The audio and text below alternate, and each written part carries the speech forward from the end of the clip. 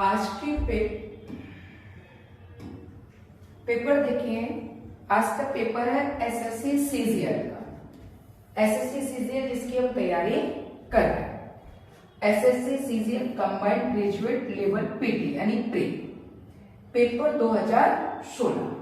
2016 का ये पेपर है एसएससी प्री का। सबसे पहले अपन एक एक क्वेश्चन को देखते हैं, क्वेश्चन को और डिस्कस करते हैं। क्वेश्चन लिखा हुआ है, in the following questions out of 4 alternative choose the word which best expresses the meaning of the given word and click the button corresponding to it.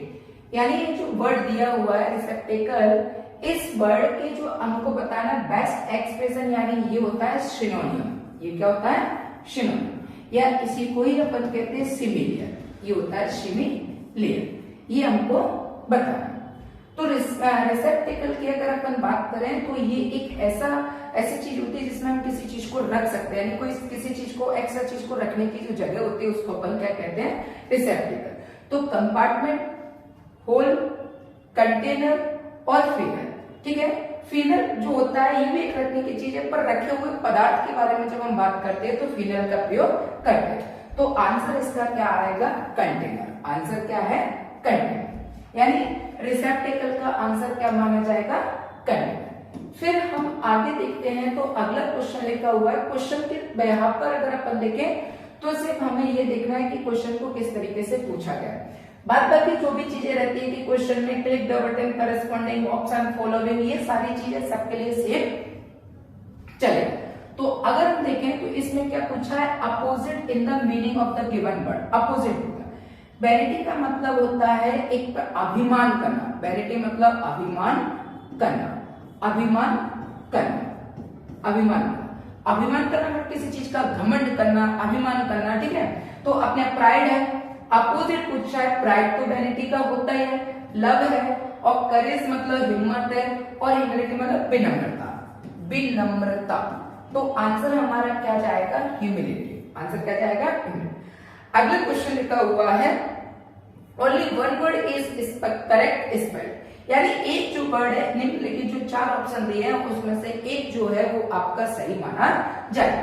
तो इसका आंसर एक्विजिशन, और ये लिखा है एक्विजिशन, और ये लिखा है एक्विजिशन। तो यहां जो इसका आंसर है वो क्या है? She. C meaning is right है ए शी QUISTION, STION। और वैसे भी अगर अपन देखें तो Q के बाद U आता है, तो Q के बाद U इसमें था, Q के बाद U इसमें, तो इसमें I दे रहा है तो ये ऑप्शन नहीं होगा। ठीक है, और यहाँ Q के बाद I नहीं आएगा तो ये ऑप्शन नहीं होगा। तो यहाँ TISION नहीं होता। जब अपन किसी चीज का नाउन बनाते हैं तो TION लगाते हैं। तो आंसर क्या माना जाएगा? ये वाला सी आंसर, ये I, ये सी वाला इसका आंसर। फिर हम आगे देखें तो अगला क्वेश्चन लिखा हुआ है, अगले क्वेश्चन की तरफ हम देखें तो लिखा हुआ है, in the following question one part of the sentence may have an error. यानी दिए गए पार्ट में क्वेश्चन में एक पार्ट ऐसा होगा जिसमें मिस्टेक होगी। Find the which part of the sentence has error. आपको वो पार्ट ढूंढ कर देना है जिसमें एरर है, and click the button corresponding to it, और उस पर क्लिक करना है। If the sentence is free from error, अगर ये सेंटेंस बिना एरर के, मतलब इसमें कहीं कोई किसी भी प्रकार की एरर नहीं है, तो click the no error option.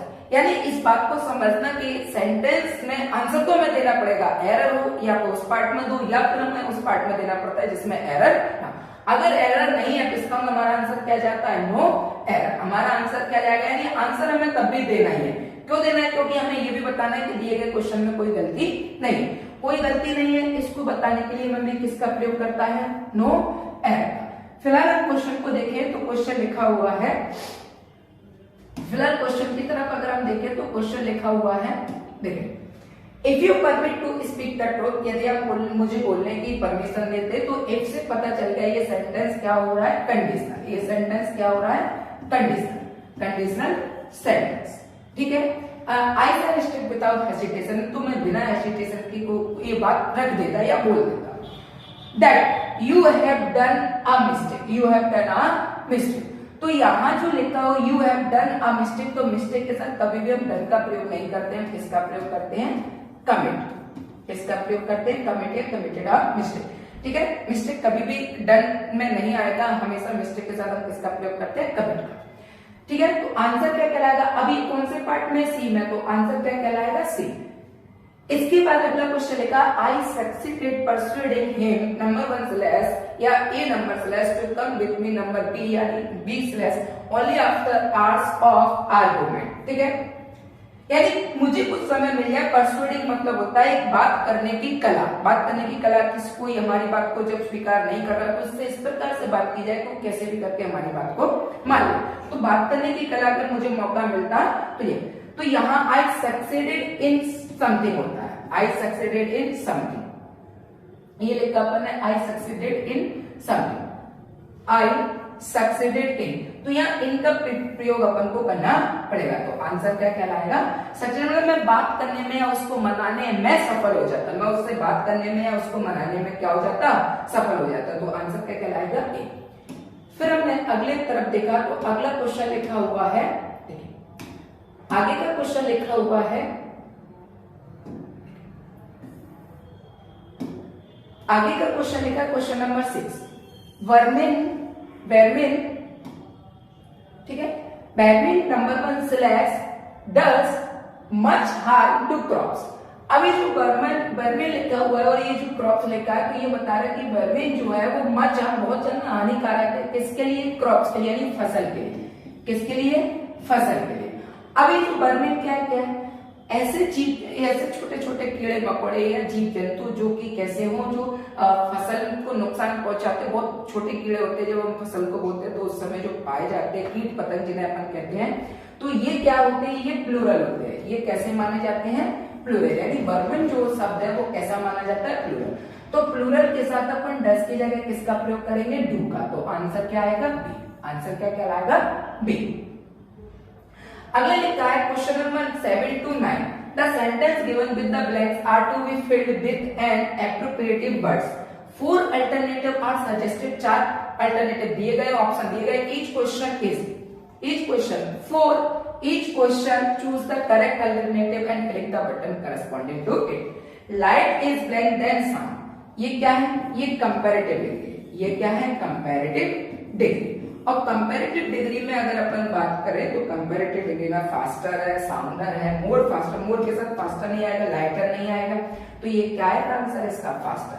जो लाइट जो है वो साउंड से ज्यादा फास्ट होती है, तो ये क्या माना जाएगा, कंपैरेटिव डिग्री का आंसर। ठीक है, इसमें फिर अपन आगे बात करें तो आगे लिखा हुआ है क्वेश्चन नंबर 8। क्वेश्चन नंबर 8 क्या कहता है, देखें, the man playing for the purpose, एक आदमी जिसको एक उद्देश्य के लिए रखा, never did what was expected of, वो कभी वो चीज नहीं करता है जो उससे एक्सपेक्ट हो, कभी नहीं करता है, तो यानी वो सप्लाइड है, फेवर्ड है, सिटेड है या फिर एम्प्लॉयड है। तो वो पर्सन क्या है, हम उसको किस में ट्रीट करना है, एम्प्लॉय है, तो वो एम्प्लॉय जो है जिसको पर्पस के लिए रखा है वो कभी भी उस पर खड़ा नहीं उतरता। तो आंसर क्या होगा, एम्प्लॉयड।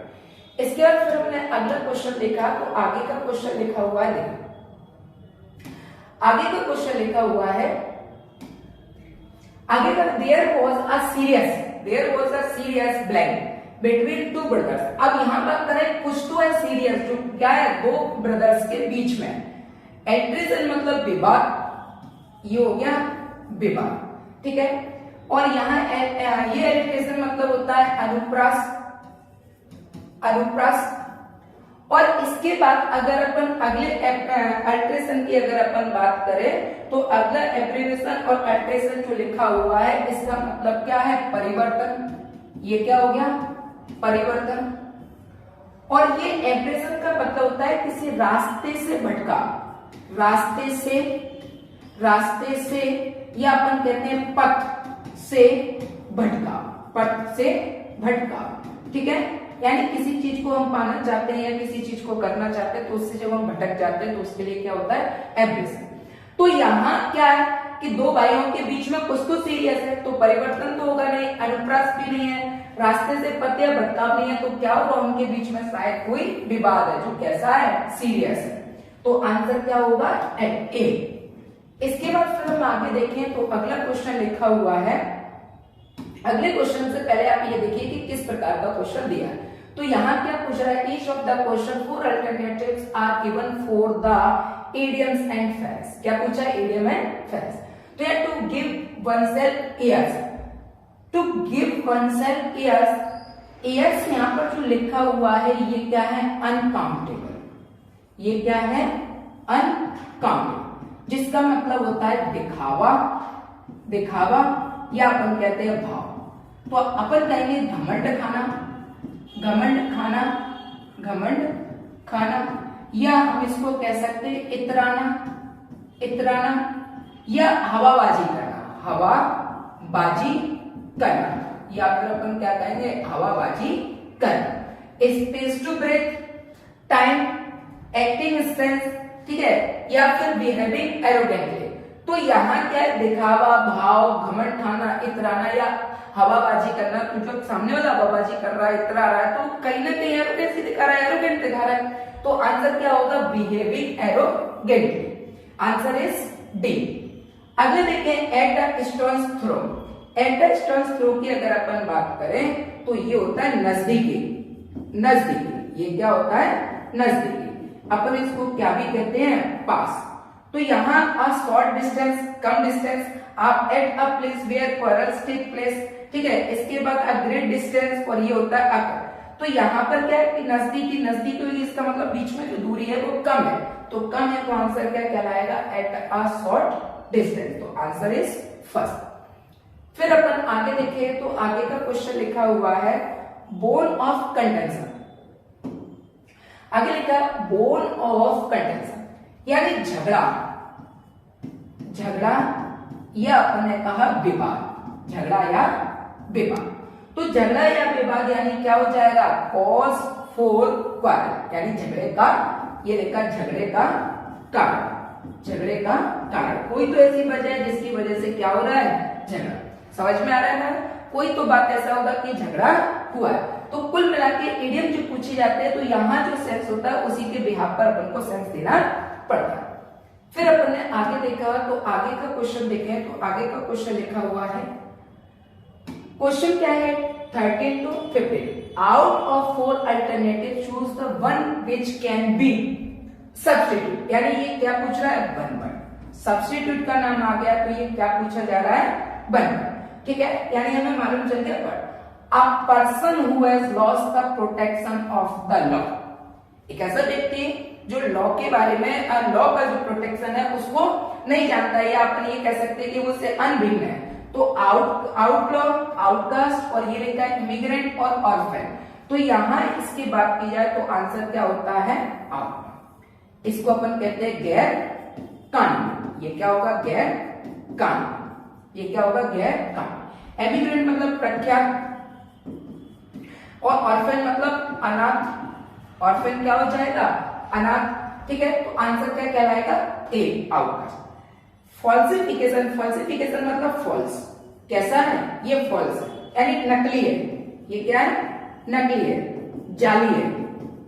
तो ये फॉल्सिफिकेशन ऑफ डॉक्यूमेंट, यानी डॉक्यूमेंट की बात कर रहे हैं, और डॉक्यूमेंट भी कैसे फॉल्सिफिकेशन में, तो जेरोक्सिंग, फॉर्जरी, लैमिनेटिंग और कॉपिंग। तो कॉपिंग तो सेम हो जाएगा, लैमिनेटिंग उसके ऊपर होती है, जेरोइंग मतलब सेम कॉपी होता है। तो आंसर क्या होगा, फॉर्जरी। आंसर क्या होगा, फॉर्जरी, ठीक है, नकली या जालसाज।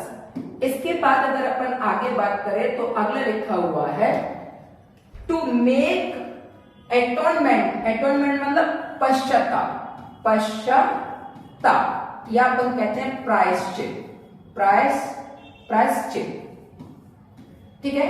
फॉर वन सिन मतलब पाप, यानी उसने जो पाप किया उसके लिए पश्चाताप है। तो एक्सपिएटेड, डेमोन्स्ट्रेट और रिनाउंस, रिनाउंस मतलब त्यागना, ठीक है। तो यहाँ आंसर क्या होता है, एक्सपिएट। एक्सपिएट मतलब एक ऐसा व्यक्ति जो जिसने कोई काम किया और काम करने का लिए कोई बुरा काम कर दिया है, उसने पाप कर दिया और उसके बाद फिर वो पछता रहा है। तो आंसर क्या होगा, एक्सपिएट। इसके बाद फिर अपन देखते हैं 16 टू, आगे बढ़ते हैं क्वेश्चन की तरफ। तो आगे का जो क्वेश्चन लिखा हुआ है 16 to 20, 16-20 A sentence a part of the sentence is underlined, यानी सेंटेंस जो है वो अंडरलाइन है, यानी ये देख सकते हैं ये अंडरलाइन है। 4 alternatives are given to the underlined part which will improve the sentence. 4 option दिए होंगे, तो यानी ये इंप्रूव है कि अगर जो सेंटेंस दिया है और जो अंडरलाइन किया है अगर वो ठीक है, कहीं उसमें किसी भी प्रकार की मिस्टेक नहीं है, तो हम अपना आंसर क्या करेंगे, नो इम्प्रूवमेंट। यानी कुल मिला के एरर की तरह ही होता है, एरर में क्वेश्चन सीधे चलता है और जबकि नो इम्प्रूवमेंट में हम एक जगह पर अंडरलाइन कर देते तो हमें पूरी सेंटेंस देखने की जरूरत नहीं पड़ती। नो एरर में मतलब हमें जितना पार्ट मिला है केवल उतना ही देखना है, अगर वो ठीक है तो ठीक है, नहीं तो फिर हम अपना आंसर क्या देते हैं, नो इम्प्रूवमेंट। जबकि एरर में हमें ऐसा नहीं मिलता, एरर में हमें पूरा ही सेंटेंस को बताना पड़ता है। तो यहाँ ये लिखा है the boys absented themselves for 2 days। अब कहने का मतलब कि हमें ये नहीं देखना केवल किस पार्ट से मतलब है, केवल इतने पार्ट से मतलब। तो जब भी हम एब्सेंटेड है, प्रिवेल है, अटेन है, प्रेजेंट है, इन कंटेन है, कनेल है, इन शब्द का जब भी हम प्रयोग करते हैं तो जो सब्जेक्ट होता है, जो भी हमारा सब्जेक्ट होता है उस सब्जेक्ट का हम रिफ्लेक्सिव जरूर लिखते हैं, उस सब्जेक्ट का हम क्या प्रयोग करते हैं, रिफ्लेक्सिव। तो एब्सेंटेड एक ऐसी वर्ब है जिसके पास जिससे पहले जो भी सब्जेक्ट आया उसका हम रिफ्लेक्सिव प्रोनाउन जरूर लिखते हैं। तो यहाँ पर क्या है, बॉयज है। अब बॉयज कैसा हो गया, प्लूरल, और प्लूरल हो गया तो हम किसका प्रयोग करते हैं, देमसेल्व्स का। तो यहाँ या तो हम ये लिख सकते हैं कि एब्सेंटेड देमसेल्व्स, या यानी वो स्वयं ही खुद से ही क्या थे, एब्सेंट थे, या हम इसको कह सकते हैं वर एब्सेंट, वर एब्सेंट, एब्सेंटेड नहीं वर एब्सेंट, या तो वर एब्सेंट रहेगा या फिर हम क्या कहेंगे, एब्सेंटेड देमसेल्व्स। यानी ये एब्सेंटेड तो वर तो है लेकिन एब्सेंटेड नहीं चाहिए, हमें क्या चाहिए, केवल एब्सेंट। वर की कौन सी फॉर्म चाहिए, फर्स्ट फॉर्म, ये थर्ड फॉर्म या सेकंड फॉर्म दे रहा है, आंसर नहीं। हेड एब्सेंट होता ही नहीं है, एब्सेंटेड अकेला नहीं होगा क्योंकि हमें क्या चाहिए, रिफ्लेक्सिव प्रोनाउन, तो आंसर क्या रहेगा, नो इम्प्रूवमेंट। यानी कि दिए गए सेंटेंस में हमें कोई किसी प्रकार से जरूरत नहीं कि सेंटेंस को कहीं दूसरे तरीके से सही किया जा सके, यानी सेंटेंस ऑलरेडी सही। फिर हम आगे देखते हैं तो अगला क्वेश्चन लिखा हुआ है, अगले क्वेश्चन की तरफ अगर हम देखें तो ये लिखा है मदर इंसिस्ट्स, यानी माँ जो है वो एक फोर्स कर रही है, जोर दे रही है, कह रही है, दबाव डाल रही है, ऑन सेटिंग अप। ये जो अप लिखा है केवल हमें यहीं तक देखना है, up something everyday for charity, कि हमें कुछ ना कुछ तो चैरिटी के लिए एक सेविंग करके रखना चाहिए। तो ये लिखा है ऑन आएगा या फिर इन आएगा या फिर असाइड आएगा, या फिर हमारा आंसर क्या रहेगा, नो इम्प्रूवमेंट। क्या रहेगा, नो इम्प्रूवमेंट। तो यहाँ पे जो लिखा हुआ है कि नो इम्प्रूवमेंट, तो इसमें क्या रहेगा क्या नहीं रहेगा, तो इसको समझे। तो जो नो इम्प्रूवमेंट लिखा हुआ है वो क्या है कि सेट असाइड का मतलब होता है किसी चीज के लिए यानी जमा करना, जमा, और ये लिखना करना। सेट ऑन मतलब स्थापित करना, स्थापित करना।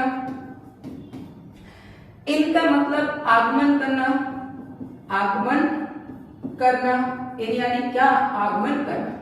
तो यहाँ चैरिटी की बात कर रहे हैं तो हमें कुछ ना कुछ अपने बिहार पर जमा करते रहना चाहिए, ऐसा हमारे माँ हम पर दबाव डाले हैं, इंसिस्ट करें, तो आंसर इज आंसर। इसके बाद फिर हम आगे देखते हैं तो आगे का क्वेश्चन लिखा हुआ है, देखिए आगे का क्वेश्चन लिखा है ही begin on a new business venture. ये लिखा है एम्बार्क, प्रारंभ करना, एम्बार्क मतलब प्रारंभ, ये लिखा प्रारंभ, प्रारंभ, ठीक।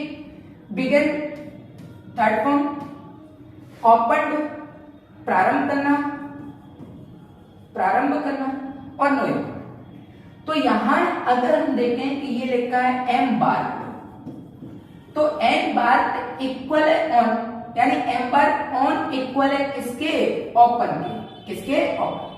तो अगर हम एम्बार्क का प्रयोग करेंगे तो इसके साथ प्रीपोजिशन क्या आएगी, ऑन, चूंकि है नहीं है, अगर है नहीं है तो फिर हमारा आंसर क्या जाएगा, ओपन। आंसर क्या जाएगा, ओपन, क्योंकि न्यू बिजनेस है तो न्यू बिजनेस जो है वो बिगिन यानी प्रारंभ, स्टार्ट नहीं हुआ होगा तो प्रारंभ करेंगे यानी स्टार्टिंग है।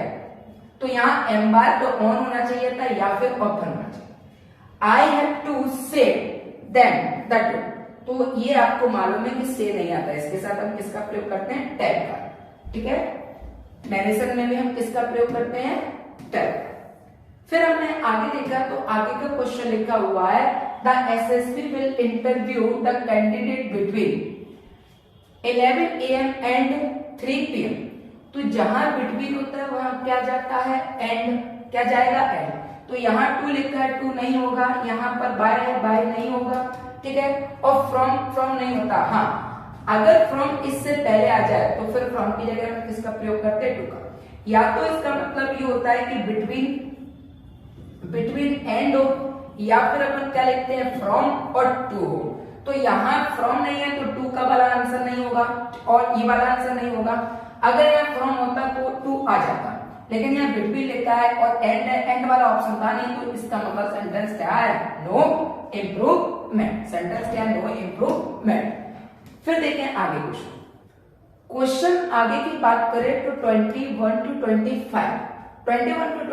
की अगर हम बात करें तो 21 to 25 ये पूरे एक पैसेज होता है, और पैसेज को हमेशा सबसे पहले स्टडी करना चाहिए।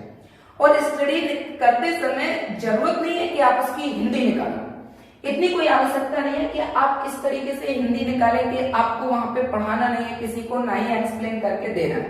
पर हाँ, जितना पढ़ते चले जाए, जितना करते चले जाए, उतना हमको इतना आना चाहिए कि एक समझ आ गई है कि भैया किसकी बात कर रहा है, कैसे बात कर रहा है, क्या कहना चाह रहा है, क्या नहीं कहना चाह रहा है, क्वेश्चन किस तरीके का पुट कर रहा है, पूछ रहा है, इतनी हमें समझ होना चाहिए। तो देखते हैं इसमें, settled life and cultivation gave man leisure. He had no longer to always think of getting food. During his spare time, he could make stone tools. कहने का मतलब ये है कि सेटल लाइफ यानी एक स्थिर जीवन, एंड कल्टीवेशन और जो कृषि है, उगाई है, या अपन खेती बाड़ी जिसे कह सकते हैं, गेव मैन लेजर, इन्होंने उनको आनंद दिया है, या अपन ये कह सकते हैं कि इन्होंने एक प्रकार से उनको बांध कर रखा। He had no longer to always think of getting food. ये सिर्फ और गेटिंग फूड मतलब खाने के लिए पर्याप्त नहीं माना गया है, इससे भी बढ़कर ड्यूरिंग स्पेयर टाइम, एक अतिरिक्त समय होने पर या फ्री टाइमिंग में, ही कुड मेक स्टोन बना सकते हैं, टूल्स बना सकते हैं, वूज बना सकते हैं, पॉट्स या मटका वगैरह होता है, ये होता है कुदाल या अपन इनको कहते हैं नाल, ठीक है। एंड विव क्लोथ, और कपड़े बुन सकते हैं, यानी खेती के अलावा हमारे पास ये भी ऑप्शन हो सकते हैं आज के टाइम में। Some people spared from producing their own food could even devote themselves to other activities all the time. इसके साथ साथ वो दूसरे भी काम कर सकते, दूसरे एक्टिविटीज कर सकते। This result in a division of a labor. Division labor, ठीक है। The division of labor made it possible for various groups to specialize, that is to acquire greater skill and learn better techniques and doing one kind of work. यानी आज के timing में एक इसके अलावा एक बहुत अच्छी स्किल को अगर हम प्राप्त कर लेते हैं तो उस स्किल के बिहार पर हम कुछ भी और दूसरा काम भी अच्छे से कर सकते हैं। फिर आगे देखें तो आगे क्या लिखा हुआ है, आगे बता रहे हैं The settled community life needed rules to regulate the behavior of the members of the committee. यानी जो सेटल कम्युनिटी थी, जो समुदाय था, उनका जो बिहेवियर था, मेंबर्स बिहेवियर था, वो it is not possible to know exactly how regulations were established, यानी उन्होंने जो रूल्स और रेगुलेशन स्थापित किए थे वो किस प्रकार से थे। It appears that the decision regarding the community were taken by the people as a whole. यानी जो वहां पर डिसीजन लिया जाता था वो क्या कम्युनिटी के द्वारा लिया जाता था, टेकन बाय, और या फिर पीपल के द्वारा लिया जाता था, एज होल, सभी का, एज होल मतलब सभी का सर्वमान्य बात मानी जाती है। और by a council of elders, जो उनके उच्च नेता थे या राजा के जो कम्युनिटी थी, कम्युनिटी का जो मुखिया होता था उसकी बात कर रहे हैं, ठीक है ना। काउंसिल ऑफ एल्डर्स, एल्डर्स मतलब मुखिया, यहाँ सभी के मतलब जो मुखिया होता था। एज इन द प्रैक्टिस, यानी इनकी जो प्रथा थी, प्रैक्टिस मतलब प्रथा, इन ट्राइबल सोसाइटीज, ट्राइबल मतलब जो आदिवासी समुदाय था उनमें, tribal there were perhaps no king, हालांकि कोई किंग नहीं था, और एनी ऑर्गेनाइज्ड गवर्नमेंट, और कोई ऑर्गेनाइज्ड गवर्नमेंट भी नहीं थी। Most likely there were chiefs elected by the community for their qualities of leadership. ये सिर्फ उनकी लीडरशिप की क्वालिटी पर डिपेंड है। बट लेकिन these chiefs यानी ये जो लीडर्स थे could not pass their position on their own sons and they enjoy few special privilege. वो अपने बच्चों के लिए कोई भी लेगेसी नहीं छोड़कर के गए हैं कि वो आए और उनकी संपत्ति पे, जिस प्रकार से अपन कहते हैं कि एक पिताजी अगर ये है तो उनके जो बच्चे हैं वो भी उसी पर डिपेंड रहे, ऐसा कुछ भी नहीं था कि उनकी आने वाली जो नेक्स्ट पीढ़ी होगी वो इस काम को कर सके। आर्कियोलॉजिकल एक्सकेवेशन जो उन्होंने खुदाई करता थे, उन्होंने देखा हैव नो रिवील, किसी भी प्रकार का कोई भी उजागर नहीं है, anything which would indicate the privilege of a higher status for some members of the, कि उनका जो हायर स्टैंडर्ड के लिए था वो किसी भी प्रकार से उजागर नहीं हुआ। फिर अपन ने आगे देखा कि आगे क्या लिखा हुआ है, तो आगे हमने देखा कि आगे लिखा community. This is also supported by the study of life in many tribals in modern times. आज के टाइम में the social inequalities do not seem to have emerged even in the Neolithic times. Neolithic times नव पाषाण और काल, ठीक है, नव पाषाण काल की बात करते हैं। तो ये पैसेज होता है जिस तरीके से हमने देखा, तो हमको पैसेज पढ़ते समय केवल इतना ध्यान रखना कि किस प्रकार से बात की जा रही है, क्या बात की जा रही है। पहले क्वेश्चन की तरफ देखते हैं अपन। तो पहला क्वेश्चन है what did man do in his spare time, जब वो खाली टाइम हुआ करते थे तो क्या काम करते? मेड स्टोन टूल्स, बिल्कुल टूल्स बनाते थे। मेड हुज और पोट्स, बिल्कुल। वेव क्लोथ यानी कपड़ों को भी बुनते थे, यानी आंसर क्या जाएगा? ऑल ऑफ अबव या all of this, all of this या ऑल ऑफ अबव। तो आंसर क्या होगा? डी। अगर किसी भी पैसेज को हमने बहुत अच्छे तरीके से पढ़ा है, पढ़ने का मतलब ये नहीं कि आप बैठकर वहां उसकी हिंदी निकालो, या ऐसा नहीं है कि आप किसी को समझा रहे हो तो उसको इस कदर डिटेल में लेकर जा रहे हो कि जैसे बहुत ज्यादा। हमको एक स्पेयर टाइम मिलता है, बहुत कम टाइम मिलता है और पूरी अनसिंधी होती है, तो जो कम टाइमिंग में उसी टाइमिंग में हमें बहुत अच्छा करना है। तो सबसे अच्छा तरीका यही है कि हम उसको बहुत अच्छे तरीके से पढ़ें और समझें। पढ़ने और समझने से इतना है कि हम जितना पार्ट पढ़ते जाए उतना हम समझते जाए, और क्वेश्चन की लेंथ को समझेंगे, क्वेश्चन क्या कहना चाह रहा है क्या नहीं है, तो हम आसानी से इस काम को कर सकते हैं, यानी आंसर पैसेज को कर सकते हैं। 22 पे क्वेश्चन देखें कि जैसे पहला क्वेश्चन अपन ने देखा था 21, हमने इस कदर देखा था कि वो जो उनके पास एक्स्ट्रा टाइम मिलता था तो वो एक्स्ट्रा टाइम में क्या करते थे भाई, वो टूल्स भी बनाते थे, वो पॉट्स भी बनाते थे, वो हुज भी बनाते थे, वेब क्लॉथ यानी कपड़े भी बुन लेते थे। तो एक अकेले खेती की बात नहीं कर रहा। तो 21 का आंसर हमने क्या लगाया था? फोर्थ ऑल ऑफ दिस, क्योंकि हमने अच्छे तरीके से उसको समझा। शायद इसके आगे के क्वेश्चन भी हम कर पाए। इन द पैसेज में डिवीजन ऑफ लेबर मीन्स, यानी डिवीजन ऑफ लेबर मीन का मतलब क्या है? स्पेशलाइजेशन टू एक्ट पर greater scale, learning arithmetic, working in groups और working from home. Working from home नहीं है, वर्किंग इन ग्रुप भी नहीं है, अर्थमेटिक जैसी कोई बात नहीं होती, तो आंसर क्या आएगा? फर्स्ट। स्पेशलाइजेशन टू एक्ट पर ग्रेटर स्केल, कि हमारे पास डिवीजन ऑफ लेबर यानी हमारे पास एक अच्छा कौशल विकास होना चाहिए, तो आंसर क्या हो जाएगा? First. Do which period do the neolithic times refer. Neolithic का मतलब होता है नव और पाषाण काल, नव पाषाण काल। तो यहां later part of the stone age, ठीक है, अर्ली प्रारंभ में later part of the ice age और मेडिएवल टाइम्स। मेडिएवल टाइम्स नहीं था, लेटर नहीं था, ये हम किसकी बात कर रहे हैं? बहुत पहले की बात कर रहे हैं, तो ये क्या हो जाएगा? Later part of stone age. इसके बाद हम आगे के क्वेश्चन देखते हैं 24 और 25। 24 और 25 चीफ्स मतलब मुखिया, चीफ्स मतलब मुखिया, जो उनके मुखिया थे, मुखिया were elected by the community for their, ठीक है, community as qualities of leadership. इसके बाद अगर अपन बात करते हैं रेस्पॉन्सिबिलिटी एंड करेज, हिम्मत और साथ, ट्रस्ट एंड लॉयल्टी, ट्रस्ट और लॉयल्टी। तो आई थिंक इसका आंसर क्या होगा कि जो चीफ्स थे उनको किसको चुनते थे? जिसके अंदर क्या है? क्वालिटी ऑफ लीडरशिप हो, क्योंकि लीडर लीड्स द सोसाइटी। तो लीडर जब सोसाइटी को लीड्स करते हैं तो हमारा लीडर भी बहुत अच्छा होना चाहिए, ठीक है। तो आंसर क्या होगा? B. The meaning of privilege, the meaning of privilege की बात करें तो प्रिविलेज का मतलब होता है विशेषाधिकार, विशेषाधिकार, विशेषाधिकार, यानी अपन कह सकते हैं विशेष अधिकार। विशेष अधिकार। अब भाई विशेष अधिकार कब दिया जाएगा और किसको दिया जाएगा? भाई विशेष अधिकार और विशेष अधिकार मतलब उसको क्या किया जा रहा है कि एक्स्ट्रा बेनिफिट दिया जा रहा है। क्या दिया जा रहा है? एक्स्ट्रा बेनिफिट दिया जा रहा है कि जैसे ए व्यक्ति और ये का बी व्यक्ति। अब यहां पर क्या है कि यहां पर 15 रुपए 10 रुपए, अब 10 रुपए को दो भागों में बांटना है तो इसको 4 दे दिए, इसको 4 दे दिए और इसको 4 दे दिए, यानी 8 का 2 भागों में हिस्सा कर दिया। 8 का 2 भागों में हिस्सा, अभी 4 में 10 में से 8 गए तो कितने बचे? 2। और ये जो 2 है, अब ये 2 रुपए जो है वो एक्स्ट्रा एक को और दे दिए, मतलब इसने आधे हिस्से में से तो लिया ही लिया है। अब इसका विशेष अधिकार और चला है कि इसको एक्स्ट्रा बेनिफिट और मिल गया, तो यानी इसको कितना और मिल गया? 2 और मिल गए।